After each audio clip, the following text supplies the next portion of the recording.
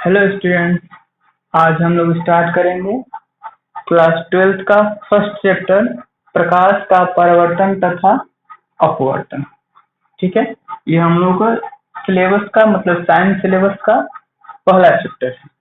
ठीक है, इसमें हमें प्रकाश का परावर्तन का गुण पढ़ना है तथा अपवर्तन का गुण पढ़ना है। अब देखिए, इस पूरे चैप्टर में हमें सिर्फ प्रकाश के ही बारे में पढ़ना है, इससे संबंधित घटनाओं का, इसका कैसे प्रतिबिंब बनता है, कहाँ पे वस्तु रहेगा तो कैसा प्रतिबिंब बनेगा, हम किसी वस्तु को क्यों देख पाते हैं। तो इस चैप्टर में सिर्फ प्रकाश की ही बात होगी, इससे संबंधित घटनाओं का हम अध्ययन करेंगे।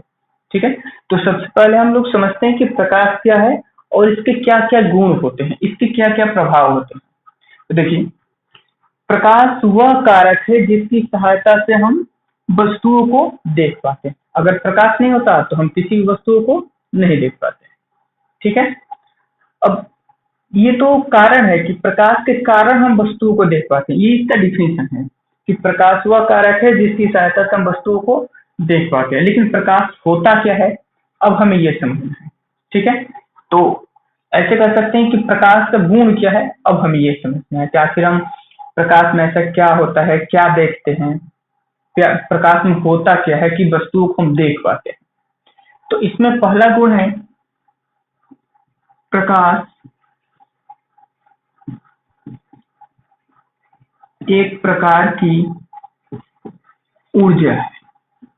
प्रकाश एक प्रकार की ऊर्जा है। ठीक है, ये बात याद रखेंगे हम लोग। इसमें ज्यादातर पॉइंट याद रखने वाली है प्रकाश के बारे में। ठीक है, क्योंकि इसमें कुछ ऐसे पार्ट हैं जो हम लोग 12th क्लास में पढ़ेंगे। 10th में पूरा प्रकाश के गुणों का अध्ययन नहीं कर सकते। जैसे क्लास आगे बढ़ते जाएंगे, प्रकाश के बारे में हम लोग विभिन्न मतलब डिफरेंट डिफरेंट टाइप से इसको मतलब स्टडी करते हैं, पढ़ते हैं। अभी बस ये समझ लिए कि हम 10th क्लास में सिर्फ इसका इंट्रोडक्शन पढ़ रहे हैं और इंट्रोडक्शन ही महत्वपूर्ण है, क्योंकि क्लास 12th में जब जाएंगे तो यही चैप्टर हम लोग को फिर से पढ़ना और इसको डिटेल में पढ़ना है। तो ये हमें अच्छे से आना चाहिए। बहुत ही इंपॉर्टेंट चैप्टर है और आसान है और इंटरेस्टिंग भी है, मजा आता है पढ़ने। चलिए देखते हैं, प्रकाश एक प्रकार की ऊर्जा है। दूसरा गुण, प्रकाश सीधी रेखा में चलती है। क्या चीज? प्रकाश सीधी रेखा में चलती है। ठीक है, तीसरा गुण, प्रकाश एक प्रकार की ऊर्जा है, प्रकाश सीधी रेखा में चलती है। हमने दो गुण देख लिए, अब तीसरा गुण देखते हैं। प्रकाश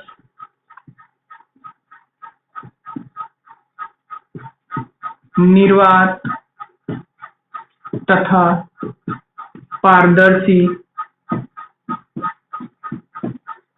द्रव्यात्मक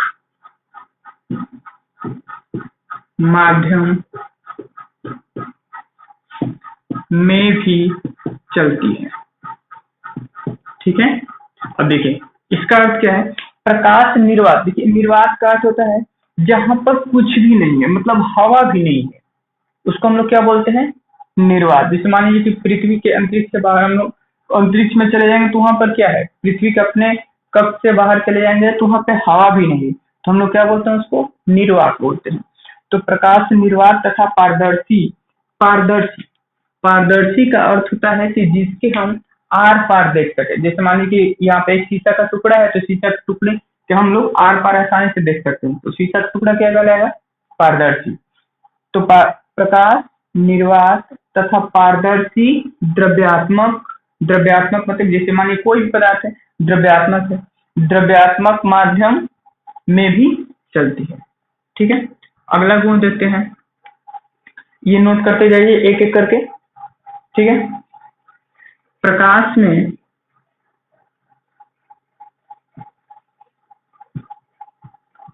परावर्तन तथा अपवर्तन होता है। ये हम लोग इसी चैप्टर में पढ़ेंगे, अच्छे से पढ़ेंगे। प्रकाश में परावर्तन तथा अपवर्तन होता है। अगला गुण देखते हैं, प्रकाश में,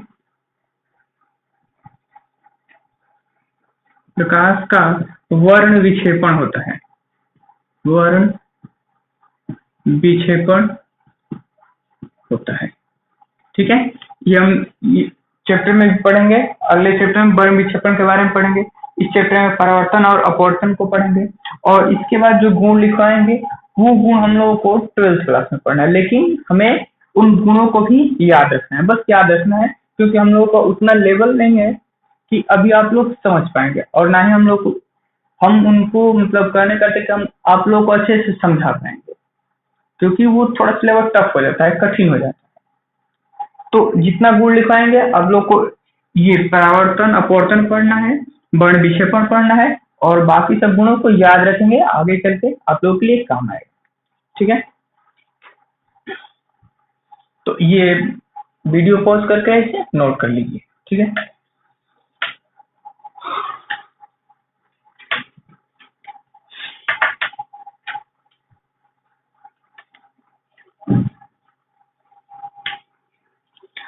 अगला पॉइंट 4 हुआ था ना, 5, प्रकाश स्वयं अदृश्य होता है। क्या चीज? अदृश्य होता है। प्रकाश स्वयं अदृश्य होता है, मतलब प्रकाश स्वयं नहीं दिखता, लेकिन उसके कारण वस्तुओं को हम देख पाते हैं। प्रकाश स्वयं अदृश्य होता है, लेकिन प्रकाश के कारण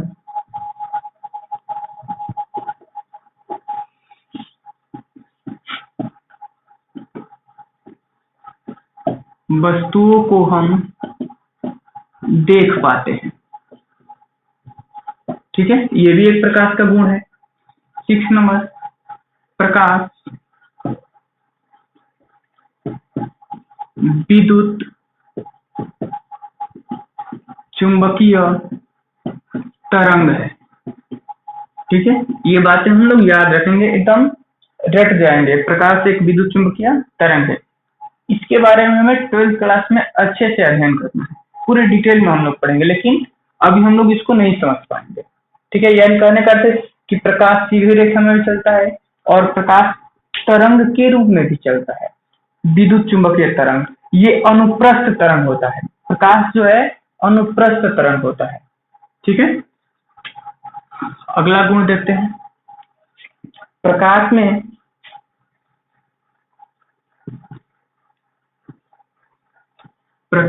में विवर्तन होता है।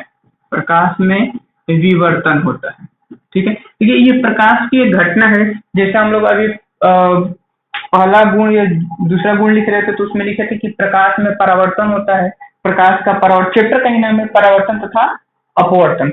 उसी तरह प्रकाश की एक और घटना है विवर्तन। ठीक है, जो हमें आगे की क्लासों में पढ़ना है। अभी के लिए हम लोग इसको याद रखेंगे कि प्रकाश का ये भी एक गुण है। अभी बहुत सारे गुण लिखने हैं, लेकिन हम लोग उसको याद रखेंगे। प्रकाश का ध्रुवण होता है, ये भी प्रकाश का एक गुण है। प्रकाश का ध्रुवण होता है। प्रकाश का व्यतिकरण होता है। इसको बस हम लोग याद रखेंगे। ठीक है, प्रकाश का व्यतिकरण होता है, क्योंकि हम लोग इसे अभी समझ नहीं पाएंगे और ना ही हम आपको अभी समझा पाएंगे, क्योंकि आपकी उतनी एबिलिटी नहीं है कि आप उस बात को समझ पाएंगे। तो जैसे जैसे क्लास बढ़ते जाएंगे हम लोग इसको अध्ययन करते जाएंगे। अभी के लिए बस याद रखना है कि हम कुछ पढ़े थे कि प्रकाश में विवर्तन होता है, ध्रुवण होता है, व्यतिकरण होता है। हमें आगे चल के ये घटनाएं पढ़नी है। ठीक है, 9 नंबर, ये 9 नंबर हो गया। 10,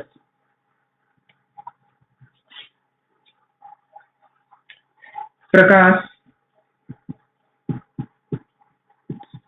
ऊर्जा के छोटे छोटे पैकेटों के रूप में चलता है, जिन्हें फोटॉन कहते हैं, जिसे फोटॉन कहते हैं। ठीक है, प्रकाश ये भी पढ़ चुके हैं कि प्रकाश सीधी रेखा में चलती है। प्रकाश विद्युत चुंबकीय तरंग भी है। और एक और घटना है, प्रकाश ऊर्जा के छोटे छोटे पैकेटों के रूप में चलता है, मतलब प्रकाश जो है ऊर्जा के छोटे छोटे कण के रूप में चलते हैं, और उन्हीं कण को, जो छोटे छोटे पैकेट होते हैं, उन्हीं पैकेटों को हम लोग क्या बोलते हैं, फोटॉन कहते हैं। ठीक है, तो इतनी सारी बातें हम लोग याद रखेंगे। और ये भी याद, एक और चीज है, प्रकाश के कारण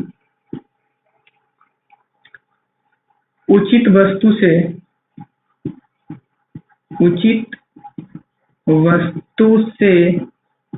इलेक्ट्रॉन उत्सर्जित होते हैं, इलेक्ट्रॉन उत्सर्जित हो सकते हैं, उत्सर्जित हो सकते हैं। ठीक है, इसे हम लोग प्रकाश वैद्युत प्रभाव कहते हैं। तो प्रकाश वैद्युत प्रभाव भी हम लोग को 12th क्लास में पढ़ना है। यानी कहने का अर्थ है कि प्रकाश के कारण वस्तु से इलेक्ट्रॉन भी उत्सर्जित होते हैं। जैसे हम लोग क्या देखते हैं, सौर प्लेट देखते हैं, तो उसमें इस घटना का यूज है कि प्रकाश के कारण क्या होता है, इलेक्ट्रॉन उत्सर्जित। जैसे कोई भी वस्तु है, प्रकाश पड़ने से उसमें से इलेक्ट्रॉन बाहर निकलने लगते हैं। ठीक है, तो ये हर एक वस्तु के साथ नहीं होता, लेकिन कुछ कुछ खास वस्तुओं के साथ ऐसा होता है। तो ये सारे गुण है प्रकाश के बारे में, और आप लोग इन सबको याद रखेंगे अच्छे से। ठीक है, अब हम लोग आगे पढ़ते हैं। अच्छा, निर्वात में प्रकाश का वेग कितना होता है ये तो पता ही होगा, 8th क्लास में, 7th क्लास में भी दिया हुआ है। कितना होता है निर्वात में प्रकाश का वेग? 3 × 10⁸ मीटर पर सेकेंड। इसको अगले गुण में लिखते हैं, प्रकाश निर्वात में प्रकाश का गुण, बार बार ऐसे क्यों लिख लेता हूं मैं, निर्वात में प्रकाश का गुण, और निर्वात में प्रकाश का वेग लिखना है। वेग कितना होता है? 3 × 10⁸ मीटर पर सेकेंड। ठीक है, अच्छा एक चीज और, निर्वात में प्रकाश के वेग का गणना सबसे पहले किस वैज्ञानिक ने किया था? तो हम लोग याद रखेंगे, ये एक जीके की तरह हो जाएगा, रोमर वैज्ञानिक ने। मतलब 3 × 10⁸ मीटर पर सेकेंड होता है प्रकाश का वेग, वो भी कहा निर्वात में, और इसका गणना किसने किया था? सबसे पहले रोमर ने, वैज्ञानिक का नाम था। तो ये तो हो गया प्रकाश के गुण के बारे में। अब हम लोग इस चैप्टर के प्रत्येक टॉपिक को एक एक करके समझते जाते हैं। ठीक है, और नोट्स बनाते रहिएगा। थोड़ा सा बुक का भी हेल्प ले सकते हैं हम लोग। पहले समझते, पहला हेडिंग है प्रकाश स्रोत। प्रकाश स्रोत, ठीक है। तो प्रकाश स्रोत दो प्रकार, मतलब 2 प्रकार के होते हैं, 2 तरह के होते हैं। पहला होता है प्राकृतिक प्रकाश स्रोत, और एक होता है मानव निर्मित प्रकाश स्रोत। प्राकृतिक, ठीक है, और दूसरा होता है मानव निर्मित। मानव निर्मित, ठीक है। प्राकृतिक स्रोत और मानव निर्मित स्रोत। अब देखिए, प्राकृतिक स्रोत, प्रकाश स्रोत का अर्थ क्या होता है? प्रकाश स्रोत का अर्थ होता है वैसी वस्तु जिससे प्रकाश बाहर निकलते हैं, मतलब जो जिससे प्रकाश निकलते हैं, जैसे लाइट, बल्ब, सूर्य, इन सब से क्या होते हैं, लैंप, दिए जो घर में जलते हैं, उनसे प्रकाश बाहर निकलती है, तो इसे हम क्या कहते हैं? प्रकाश स्रोत। ठीक है, तो इसका डेफिनेशन हम लोग ऐसे भी लिख सकते हैं, वैसे वस्तु जिससे प्रकाश निकलते हैं, ठीक है, वो वस्तुएं प्रकाश स्रोत कहलाते हैं। प्रकाश स्रोत 2 तरह के होते हैं, प्राकृतिक स्रोत और मानव निर्मित स्रोत। अब प्राकृतिक स्रोत किसे कहते हैं? तो प्राकृतिक स्रोत कहने का मतलब कि वैसा स्रोत जो प्रकृति में पहले से है। जैसे सूर्य, सूर्य से हमेशा प्रकाश निकलते रहता है, तो वो भी एक प्रकाश स्रोत है और प्राकृतिक स्रोत है।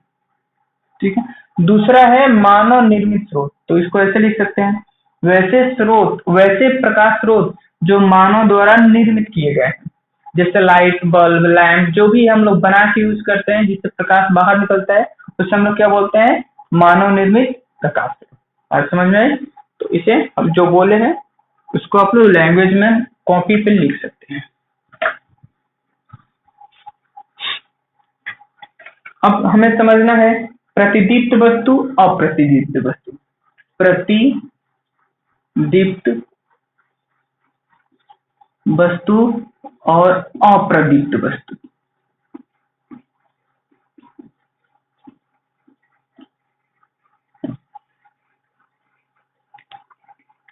ठीक है। अब देखिए, प्रतिदीप्त वस्तु का मतलब होता है कि वैसी वस्तु जिससे प्रकाश उत्सर्जित होता है, वैसी वस्तु जिससे प्रकाश उत्सर्जित होता है, स्वयं प्रकाश बाहर निकलता है, जैसे लाइट, सूर्य, जो कुछ भी जिससे प्रकाश बाहर निकलता है उसे हम लोग क्या बोलते हैं? प्रदीप्त वस्तु। ठीक है। अप्रदीप्त वस्तु किसे बोलते हैं? वैसे वस्तु जो स्वयं प्रकाश उत्सर्जित नहीं करते, मतलब उससे प्रकाश नहीं निकलता, वो किसी दूसरे प्रकाश स्रोत से आने वाली प्रकाश की किरण के कारण हमें दिखाई देते हैं। जैसे यहाँ पर जो कुछ भी रखा हुआ है, ये लाइट्स को छोड़ के ये पेन भी क्या है? अप्रदीप्त वस्तु है। ये वस्तु हमें क्यों दिखाई दे रही है? तो लाइट से क्या हो रही है, मतलब दूसरे प्रकाश स्रोत से इसमें प्रकाश पड़ रहा है और ये प्रकाश स्रोत हमारी आंखों तक पहुंच रहा है, जिसके कारण ही हम इस वस्तु को देख पाते हैं। ठीक है। तो ऐसी वस्तु जैसे कुछ भी है, चौकी, टेबल, जो भी हो, वो सब क्या है? किताब, कॉपी, सब अप्रदीप्त वस्तु है। ठीक है। अगला टॉपिक देखते हैं हम लोग।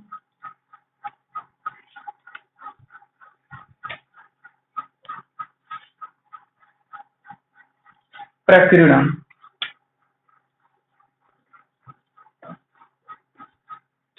प्रकीर्णन। ठीक है। ये कुछ इंपॉर्टेंट टॉपिक है। प्रकीर्णन क्या होता है, ध्यान से सुनिए। जैसे हमारे चारों तरफ वायुमंडल है, ठीक है, और वायुमंडल में बहुत सारे धूल कण ऐसे फैले हुए हैं। तो जब प्रकाश की किरण इन धूल कणों पर पड़ती है, जैसे मान लीजिए कि ये चारों तरफ वायुमंडल है, वायुमंडल में ये क्या है? ये धूल कण है। तो जब प्रकाश की किरण इन धूल कणों पर पड़ती है, हमें खुली आंखों से नहीं दिखता, कुछ दिखाई भी देते हैं।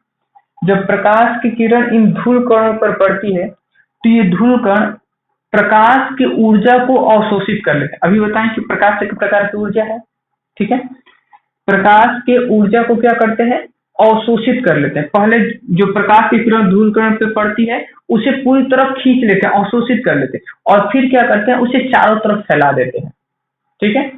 तो ये घटना, मतलब कि प्रकाश प्रकाश ऊर्जा को अवशोषित करना, फिर उसको चारों तरफ फैलाना, ये घटना क्या कहलाती है? प्रकाश का प्रकीर्णन कहलाती है। बात समझ में आए? तो हम लोग जो बोल रहे हैं वो डिफिनेशन लिख सकते हैं। जब प्रकाश की किरण वायुमंडल में उपस्थित छोटे छोटे कणों पर पड़ती है, तो वह प्रकाश ऊर्जा का कुछ भाग अवशोषित कर लेती है और पुनः उसे वायुमंडल में चारों तरफ फैला देती है। यह घटना प्रकाश का प्रकीर्णन कहलाती है। बात समझ में आया? ठीक है, ये हो गया।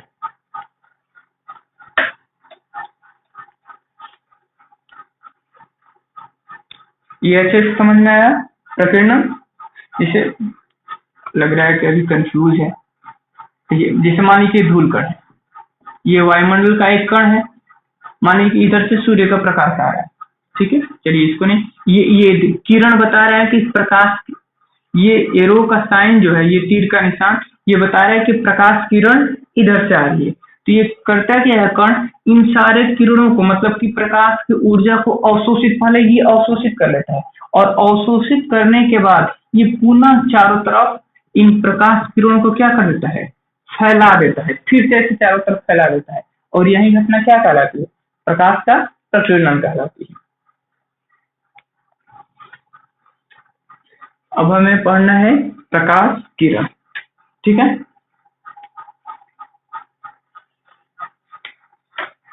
प्रकाश किरण किसे कहते हैं? अभी हम लोग बस छोटे छोटे जो टॉपिक है उनके बारे में बात कर रहे हैं। इसके बाद जो हम लोग का पहला जो सबसे इम्पोर्टेंट टॉपिक होगा इस चैप्टर का, वो होगा प्रकाश का परावर्तन।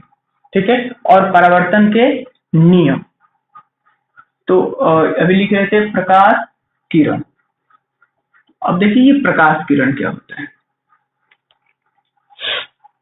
प्रकाश किरण हमें समझना है।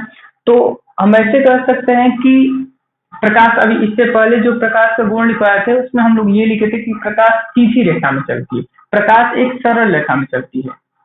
ठीक है, तो प्रकाश का जो सरल रेखा का पथ है उसे दर्शाने के लिए हम कुछ साइन का यूज करते हैं। जैसे मान लीजिए कि ये क्या है, एक तीर का निशान दे दिए तो हम क्या समझ रहे हैं कि प्रकाश किरण इधर जा रही है, ऐसे। अगर बहुत सारे तीर का निशान दे दिए तो एक को हमने किरण समझा था, तो ये किरणों का समूह हो गया।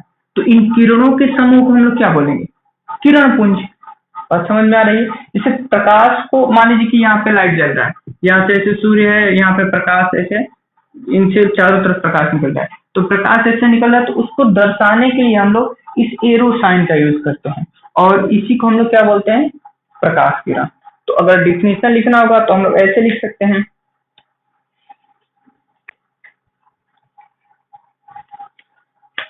एक सरल रेखा पर चलने वाले, एक सरल रेखा मतलब सरल मतलब सीधी रेखा, एक सरल रेखा पर चलने वाले प्रकाश को किरण कहते हैं। एक सरल रेखा पर चलने वाले प्रकाश को किरण कहते हैं। बात समझ में आई? फिर उसी तरह किरण पुंज, तो किरण पुंज अभी बताए, किरण पुंज का अर्थ क्या होता है कि प्रकाश किरणों के बहुत सारे समूह को किरण पुंज कहते हैं। जब किरण एक साथ समूह में रहे, जैसे मान लीजिए कि ये तो एक किरण है ये, लेकिन बहुत सारे किरण हो गए तो ये सब क्या कहलाएंगे, एक साथ किरण पुंज कहलाएंगे। तो ऐसे एकदम सिंपल डिफिनेशन लिख सकते हैं, प्रकाश किरणों के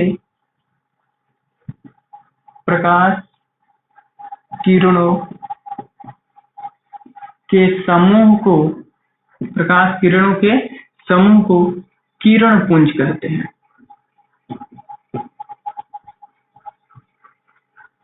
ठीक है, अब ये किरण पुंज 3 प्रकार की होती है। किरण पुंज कैसा कहते हैं, प्रकाश किरणों के समूह को किरण पुंज कहते हैं। अब ये किरण पुंज 3 प्रकार की होती है। पहला होता है अपसारी किरण पुंज, अपसारी किरण पुंज। ठीक है, दूसरा होता है समांतर किरण पुंज, समांतर किरण पुंज, और तीसरा होता है अभिसारी किरण पुंज। ठीक है,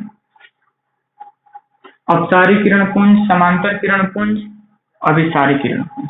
अब देखिए अपसारी किरण पुंज क्या होता है।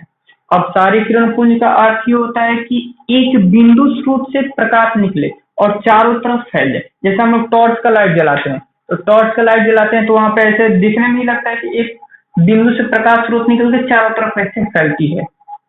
तो वैसे किरण पुंज को हम लोग क्या बोलते हैं, अपसारी किरण पुंज।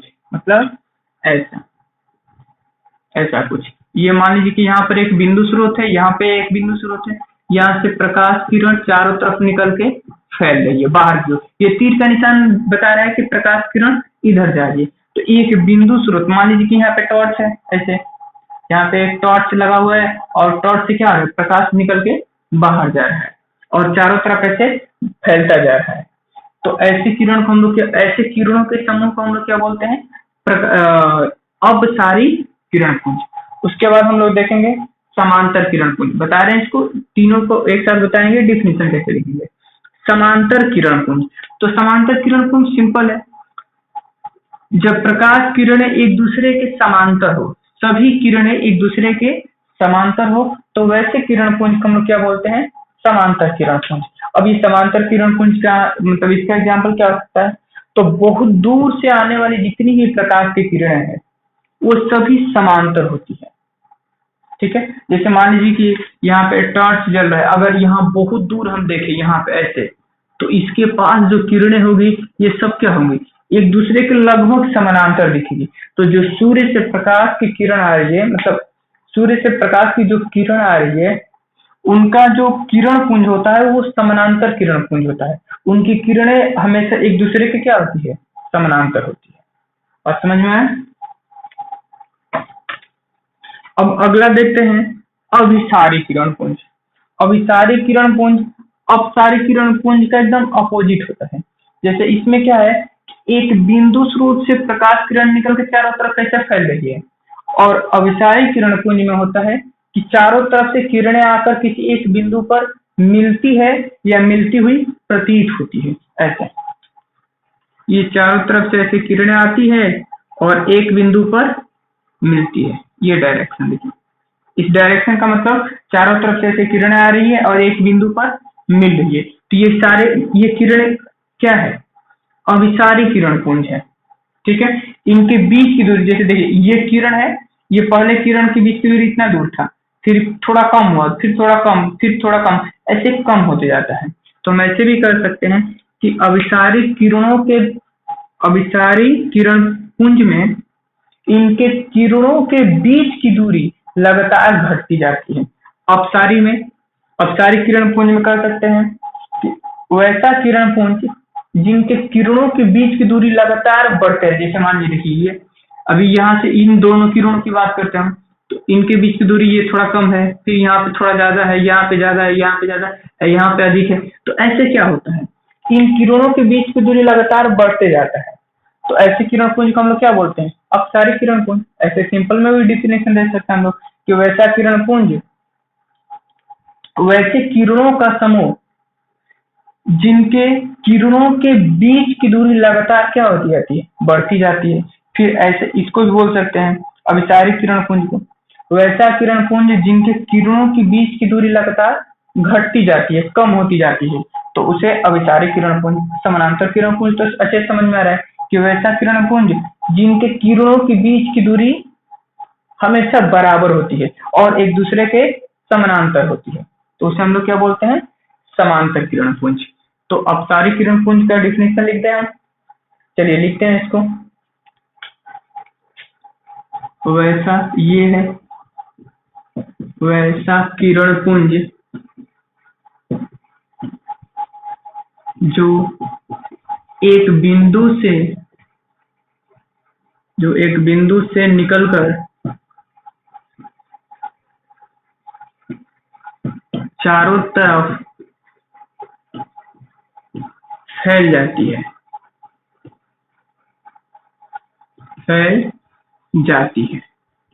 ठीक है, उसे अपसारी किरण पुंज कहते हैं।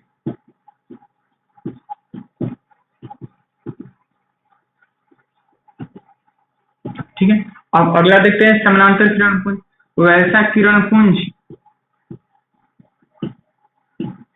वैसा किरण पुंज जिनके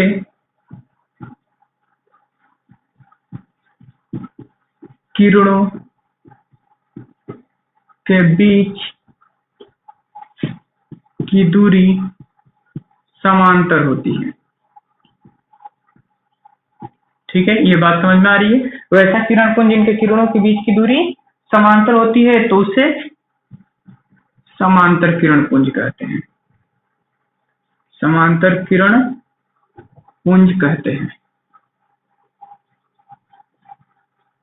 अगला अभिसारी किरण पुंज। वैसा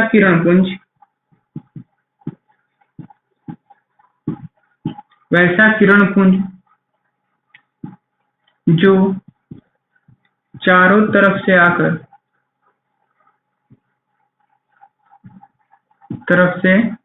आकर एक बिंदु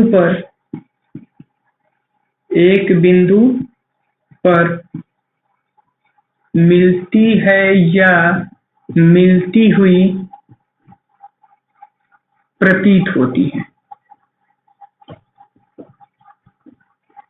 ठीक है, मिलती है या मिलती हुई प्रतीत होती है तो उसे अभिसारी किरण पुंज कहते हैं। या फिर ऐसे भी लिख सकते हैं कि वैसा किरण पुंज जिनके किरणों के बीच की दूरी, फिर से सुनिए, वैसा किरण पुंज जिनके किरणों के बीच की दूरी लगातार कम होती जाती है। जैसे ये देखिए, ये अभी बताया, वैसे ये सारे किरण पुंज क्या है, जैसे मान लीजिए कि यहाँ पर एक किरण पुंज है, ये एक किरण है। अगर मान लीजिए कि हमें अपसारी किरण पुंज बनाना है तो अपसारी किरण पुंज बनाने के लिए हम क्या करेंगे, इनकी बीच की दूरी को लगातार हम कम करते जाएंगे, तो ऐसे ये कहीं ना कहीं जाके मिल जाएंगे। फिर दूसरा किरण यहाँ पे बनाएंगे तो इनके बीच की दूरी क्या करते जाएंगे, धीरे धीरे कम करते जाएंगे, तो ये कहीं ना कहीं जाके किसी एक बिंदु पर मिल जाएंगे। तो इसका डिफिनेशन हम ऐसे भी लिख सकते हैं। बात समझ में? तो वीडियो को पॉज करके इसे आप नोट कर लीजिए। हाँ,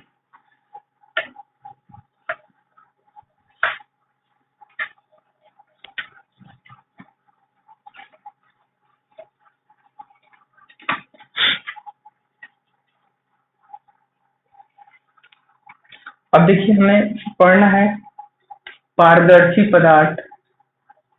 पारदर्शी, ये आप सबको पता भी होगा। पारदर्शी पदार्थ, अपारदर्शी पदार्थ और पारभासी पदार्थ।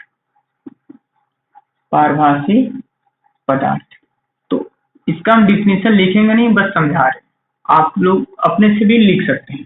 पारदर्शी पदार्थ, देखिए पारदर्शी पदार्थ का अर्थ होता है कि जिसके आर पार किरण एकदम आसानी से, पूरी की पूरी किरण उसके पार निकल जाए। जैसे शीशा क्या होता है, उसके हम आर पार आसानी से देख सकते हैं, या फिर वैसे बोल सकते हैं कि वैसा पदार्थ जिसके आर पार हम आसानी से देख सके। ठीक है, तो वैसे पदार्थ को क्या बोलते हैं? पारदर्शी पदार्थ, सिंपल है। अपारदर्शी पदार्थ, वैसा पदार्थ जिसके हम आर पार नहीं देख पाएंगे। जैसे मान लीजिए टेबल, लकड़ी, दीवार, ये सब क्या है? अपारदर्शी पदार्थ है। पारदर्शी में हो जाएगा कांच, पानी, साफ पानी, जिसके हम आर पार देख पाते हैं, पारदर्शी हो जाएगा। अपारदर्शी में जिसके आर पार हम नहीं देख सकते। ठीक है, तीसरा डिफिनेशन है पारभासी पदार्थ। तो पारभासी पदार्थ मतलब क्या होता है कि वैसा वस्तु जिसके आर पार हम बहुत कम देख पाते हैं, मतलब धुंधला देख पाते हैं, या ऐसे कह सकते हैं कि वैसा पदार्थ जिसके आर पार किरणों का कुछ भाग गुजर पाता है।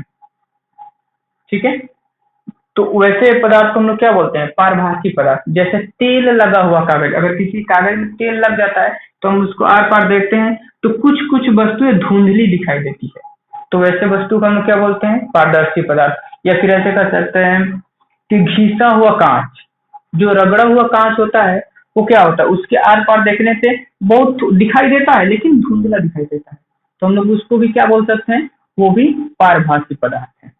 ठीक है, तो आज के लिए बस इतना ही। हम लोग अगले क्लास में प्रकाश का परावर्तन पढ़ेंगे, उससे संबंधित नियम पढ़ेंगे और उसको अच्छे से पढ़ेंगे, और वो बहुत ही इंपॉर्टेंट है। आज तो बस ये छोटे छोटे बस टॉपिक थे जो हमें जानने चाहिए।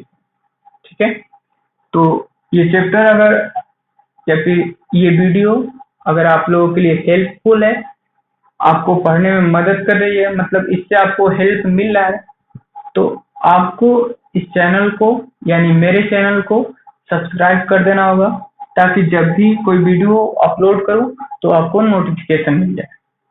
ठीक है।